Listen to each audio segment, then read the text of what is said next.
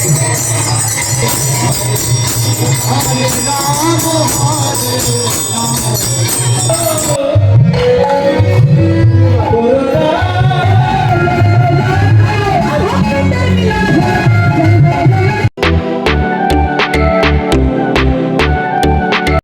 Everyone, good morning.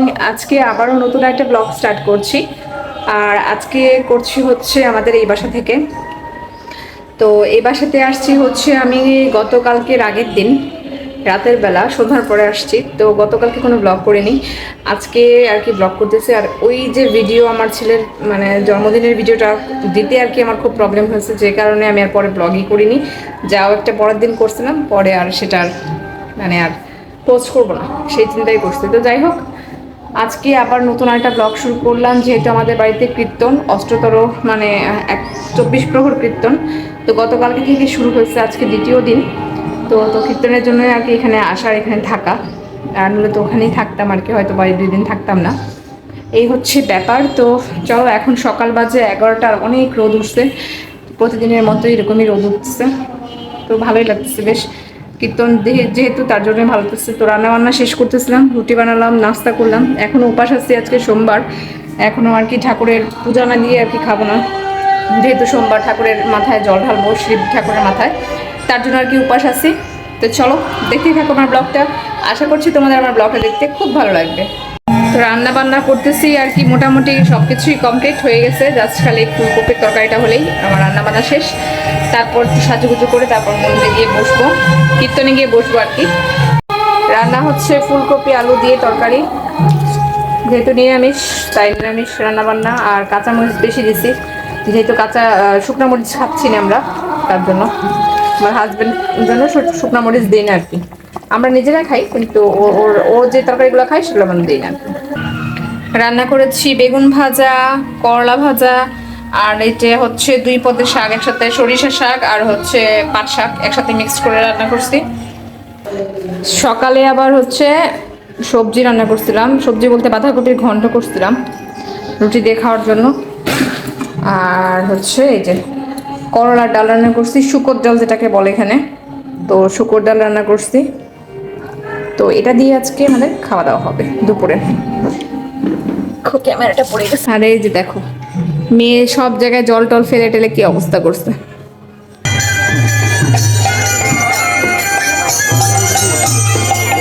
আর এত সুন্দর গোপালটাকে এই ভদ্রলোক নিয়ে আসছে। তো উনি আর কি সব মন্দিরে কীর্তনের সময় আর কি গোপাল নিয়ে যান এবং সবার মাথায় ছুঁয়ে দেন। তো আমার কোলে একেবারে নিয়ে বসিয়ে পড়ছিল, আমার এত ভালো লাগছে গোপালকে কোলে নিয়ে। এবং গোপালের স্বাস্থ্যও অনেক ভালো, যে কারণে ওনার খুব কষ্ট হচ্ছে নিতে।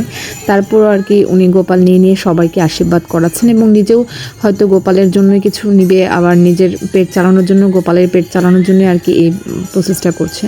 তো যাই হোক, মানে অনেক ভালো একটা মানে ডিসিশন তার। এবং এভাবে গোপালকে সবার মাথায় ছোঁয়াচ্ছে, সবাইকে আশীর্বাদ দিচ্ছে। আর এত মিষ্টি দেখতে, গোপালের নাক মুখ এত সুন্দর খাড়া, মানে এত সুইট দেখতে, আমি কি বলবো, আমার দেখেই একবারে মনটা ভরে গেছে। এবং অনেকক্ষণ আমি নিয়ে বসেছিলাম, তারপর উনি আর কি আমার কোলে আর কি বসিয়েছিলেন, অনেক ভালো লেগেছে। আর এদিকে আমরা বসে আছি, চিপস খাচ্ছি আর হচ্ছে কীর্তন শুনছি। আর এদিকে মাও বসে আছে, মার একেবারে নিরামিষ ভেঙে গেছে, এখন মা সব তরকারি খেতে পারবে, কিন্তু যেহেতু কীর্তন চলছে তাই কীর্তনের পরে আর কি মাছমুখী করবে। আর এই যে বসে আমরা সবাই চিপসও খাচ্ছি, আগেই বললাম। তো এখন হচ্ছে যে কীর্তন যে শুনছি, আজকে হচ্ছে কীর্তনের দ্বিতীয় দিন। তো এক নাম, এই মধুর নাম সংকীর্তন একেবারে 3 দিন চলে এবং একটা সেকেন্ডের জন্য আর কি স্টপ হয় না, একটা না আর কি হরিনাম করতেই হয়।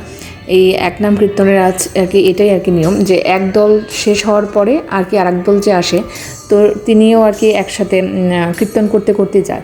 আর দেখো ডেকোরেশন কত সুন্দর করছে, অন্য বাড়ির তুলনায় এবার ডেকোরেশনটা অনেক বেশি সুন্দর হয়েছে। তো আর বেশ বড় ফাঁকা লাগছে আর কি, মানে অনেকটা স্পেস জুড়ে আর কি ডেকোরেশনটা করছে। আর এটার নাম হচ্ছে, এই সংঘটার নাম হচ্ছে শ্রী চৈতন্য সংঘ এবং অনেক ভালো গান গায়। দিলে মুখটা কেমন চেঞ্জ হয়ে যায় না, কি সুন্দর লাগছে দেখতে আমার। এই যে আমার মামুনি, বেনি দেখো, বেনি দেখেন আমার সবাই, আমার মেয়ের টুকু বেনি। এত দূরে যাও, জামাটা দেখাও, খুব সুন্দর হয়েছে। এসে আবার ভাপা পিঠা খেলাম, মা নিয়ে আসছে ভাপা পিঠা, চিপস খাওয়ার পরে ভাপা পিঠা খেলাম। এখন আবার একটু যাচ্ছি জল খেয়ে বাইরে। তো মন্দিরে তো নাম কীর্তন আর কি হচ্ছে, নাম কীর্তন। আজকে হচ্ছে দ্বিতীয় দিন। তো নাম কীর্তনের গতকালকে যেহেতু শুট করিনি তাই দেখাতে পারিনি। তো চলো আমাদের সাথে, তোমরাও চলো। এদিকে আমি আর আমার ছোটো চাচা বসে আছি, তো ওরা দুপুরবেলায় আসছে। আর আজকে হচ্ছে কীর্তনের তৃতীয় দিন এবং শেষ দিন। আর এই যে সন্ধ্যা আরতির সময় মাধববাড়ির যারা যারা আর কি সবাই রেগুলার কীর্তন করে মন্দিরে, তো তারা সবাই মিলে একসাথে আর কি গান গাচ্ছে এবং অনেক মজা করছে। এবং কীর্তনের যে দলগুলো থাকে তারাও আর কি একসাথে করছে। আর এই যে আমি আজকে এইভাবে সেরেছি আর এই শাড়িটা পরেছি। কীর্তনে এই কয়েকদিন খুব সাজুগুজুই করা হয়, যেহেতু অনেক মানুষের সমাগম থাকে, তাই ভাবলাম যে একটু সাজুগুজুও করি, সবসময়ই করি। আর এই যে মামনি দেখো, তার একটা ফ্রেন্ড পেয়ে গেছে, আর এর সাথে খুব দুষ্টুমি করতেছিল এবং মানে খুব মজাও করতেছিল। ও অনেক খেলাধুলা করতেছিল দুজন মিলে। তো এদিক সেদিক তো যেতেই থাকে, তার জন্য ভাবলাম যে এক জায়গায় বসিয়ে আর কি খেলাই, যাতে আমারও ওকে খুঁজতে প্রবলেম না হয়, কারণ লোকের সমাগম মোটামুটি আজকে অনেক বেশি। তো ওকে নিয়ে বসে আছি, আমার পাশের বাড়িতে থাকে, ও আমার যা হয় ছোটো যা। আর এদিকে পিসিমণিও আছে। তো আমরা একসাথে বসে আর কি গল্প টল্প মানে করছি না, ঠিক গল্প করছি, পাশাপাশি আবার কীর্তনও শুনতেছি। তো কীর্তন শুনতে আমার অনেক বেশি ভালো লাগে, আবার যদি স্থিরভাবে শোনা যায়। তো মেয়ের জন্য তো বারবার এদিক সেদিক যেতেই হয়। মেয়েকে ধরে আবারও বসিয়ে দিচ্ছি, আর দুইটা বান্ধবীর সাথে আর কি খেলতেছে। আর এই পিচ্চিটা কি সুন্দর মজা করতেছে, যে অনেক মিশুক আর কি। তো সুন্দর, ওর সাথেও খুব মজা করতেছে এবং ওরাও খুব মজা করছে দুইজন মিলে। বেশ ভালোই লাগতেছিল ওদের এই খেলাগুলো দেখতে আমার। Hello everyone, good morning. আজকে আবারও আর কি তোমাদের সাথে কথা বলছি। তো গত 3 দিন যাবত একই ব্লগ আমি করতেছি আর কি কন্টিনিউ। যেহেতু কীর্তনে আসছি, অনেক সাউন্ড, তাই আলাদা আলাদা করে একই জিনিস দেখাবো বারবার। তার জন্য এই চিন্তা করে আর কি ব্লগ করিনি, এমনিতে টুকটাক তোমাদেরকে দেখাচ্ছি। আর 3 দিনেরটা একসাথেই কন্টিনিউ করতেছি, আলাদা আলাদা ব্লগ করিনি। তো আশা করছি কালকে ব্লগটা তোমাদেরকে দিতে পারবো। আর এখন হচ্ছে রান্না বান্না করতেছি দুপুরের জন্য। সকালে নাস্তা বানালাম, রুটি আলু ভাজি এগুলো করছি। তো দুপুরের নাস্তা রান্না করবো আর কি। আজকে কীর্তনের শেষ দিন, আজকে লীলা কীর্তন।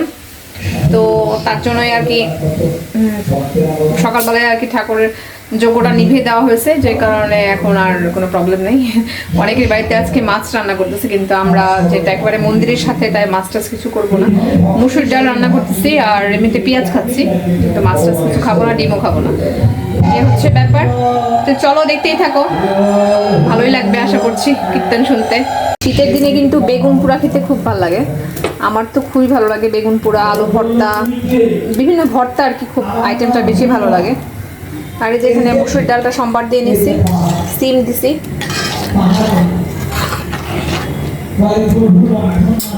সে আমার পুরাতন রান্নাঘরে রান্না করছি।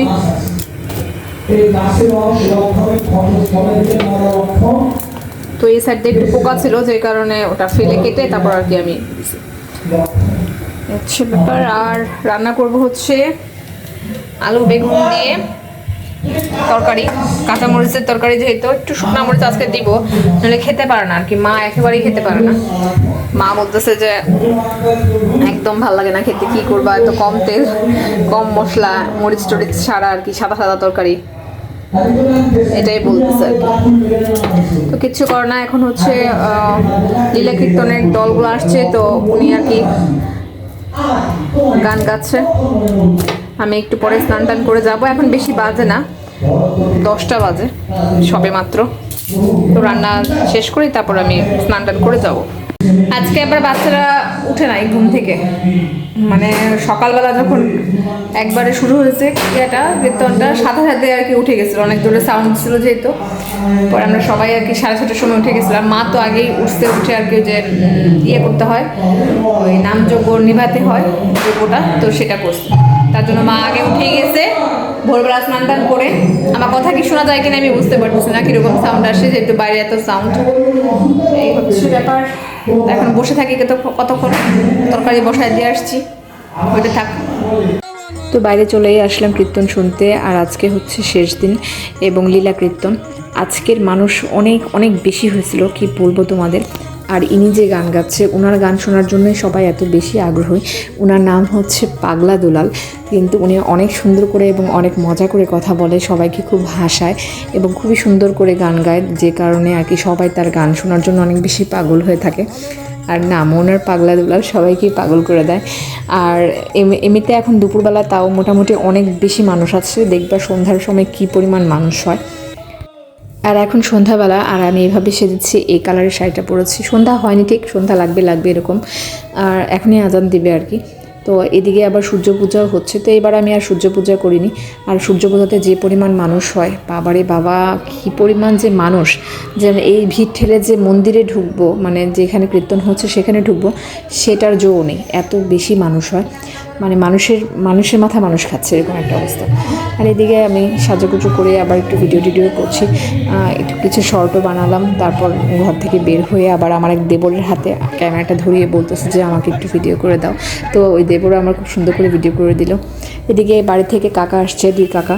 আর দেখো মানুষের মাথা মানুষ খাচ্ছে, একেবারে মানুষকে চেনাই যাচ্ছে না, মানে কোনটা কার মাথা কোনটা কার কি, মানে এত দূর দূরান্ত থেকে মনে হচ্ছে মানে ওই জায়গাটা একবারে পুরো ভরে গেছে, এত বেশি। ওইদিকে মা দেখো মন্দিরে ঢোকার চেষ্টা করছে, কিন্তু ঢুকতে পারেনি। এদিকে এরা দুজন প্রতি বছরই হচ্ছে সূর্য পুজোতে নাচানাচি করে, কীর্তনেই নাচানাচি করে আর কি, কীর্তনের গানে, ভগবান শ্রীকৃষ্ণের গানে নাচানাচি করে আর কি, ওদের দুজনকে বলা হয়।